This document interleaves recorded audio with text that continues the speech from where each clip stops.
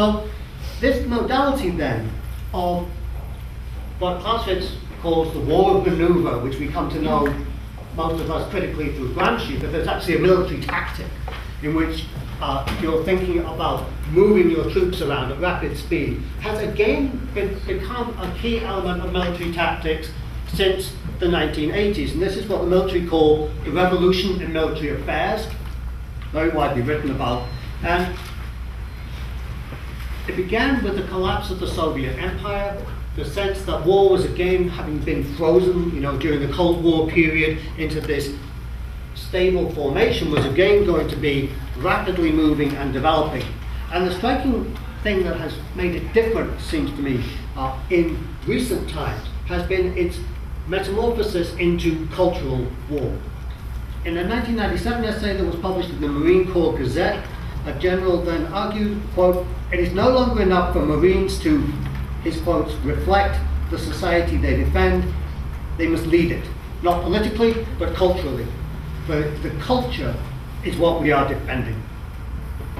So if we have been tempted to see in the fall of Rumsfeld the fall of the new military tactics of rapid, small moving forces, we failed to see to quite so clearly that the cultural war has become permanent, the permanent counter-insurgency. And this is the theory authored by General Petraeus in the Field Manual FM 324, which you can download from the internet. It was also, disgracefully in my view, republished by the University of Chicago Press as a $25 hardback with an introductory puff by somebody from Harvard telling you how great it was.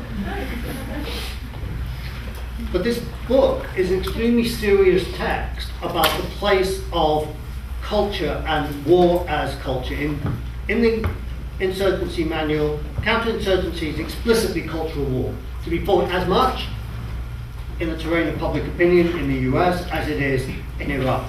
Morality plays a cultural role and takes culture to be the means, location, and object of warfare. So in 1984, you remember George Orwell coining the famous phrase, "War is peace," anticipating peacekeeping missions and surgical strikes, defense walls, coalitions of the willing, and all the dreadful paraphernalia of the 20th century. In the 21st century, war is culture.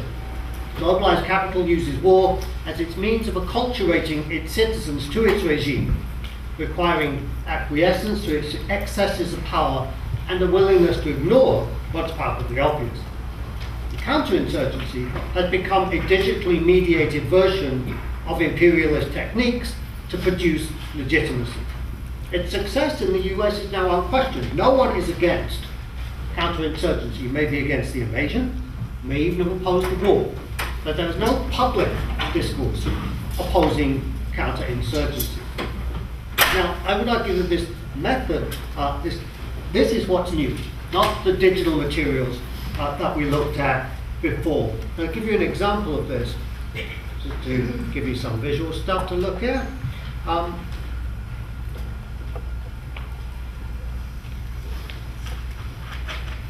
This is a moment from the movie The Battle of Algiers, in which the French general,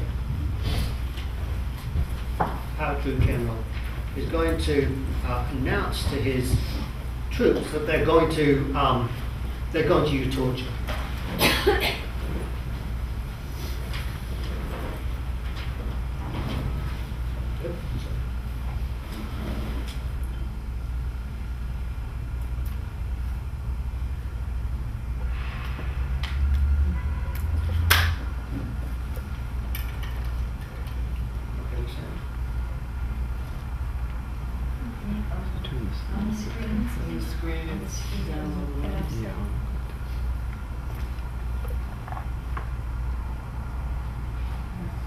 Never mind, I'll leave that for the time being.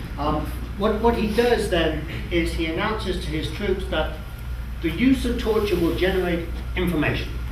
That from torturing, or what he in fact calls interrogation, and police methods, that the French will gain access to the pyramid system used by the FLN in Algeria. And it's visualized, as you saw there very briefly, as a pyramid of information from 1 to 2 to 3 to 4. And as such, then, it is a mode of digital information. It's a mode which in the period was understood as cybernetic, and that the individual bodies of the tortured are irrelevant as far as the paratroopers are concerned. And that is not, of course, to minimize the impact of the actual torture or anything of that kind. But it's understood as a technique of information. But the new modality understands culture to be the location in which you must work, which is not as reductive as that simple numerical flow that we saw above. It's in fact a curious hybrid.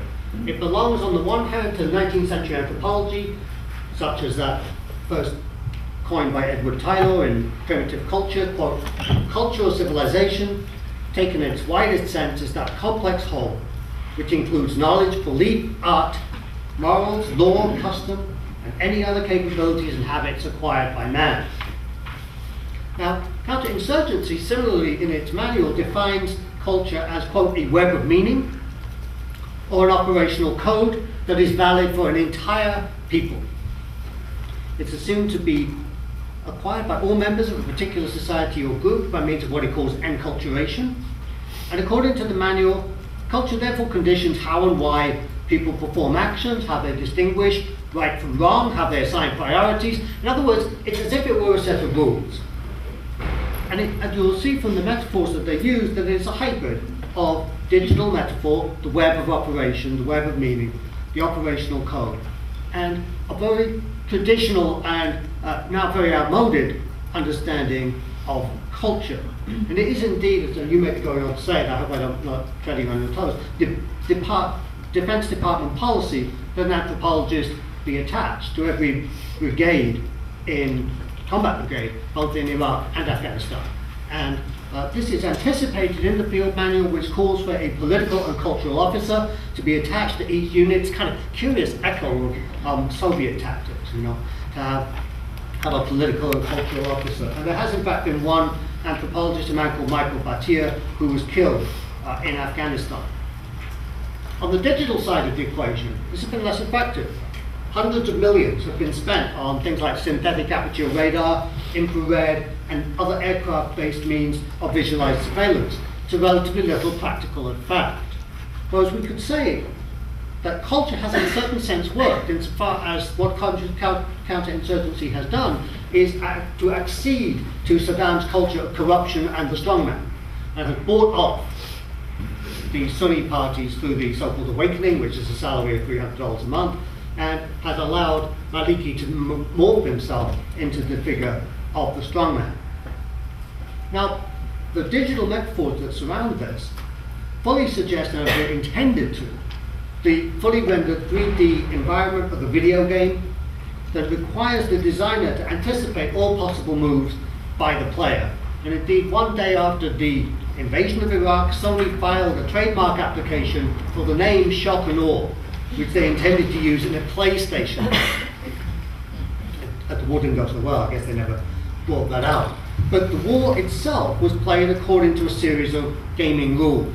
Tommy Franks, the general in charge, had as his mantra, speed kills. That is to say, that's the way you play the game. So the rush to Baghdad in 2003 was presumed to be game over, which has shifted in time to killing al-Zarqawi or defeating al-Qaeda in Mesopotamia. However, it's not been long before the Lieutenant General William Wallace, who was then commander of US ground forces, complained that, quote, the enemy we're fighting against is different from the one we'd war gamed against. In other words, they weren't playing according to the rules.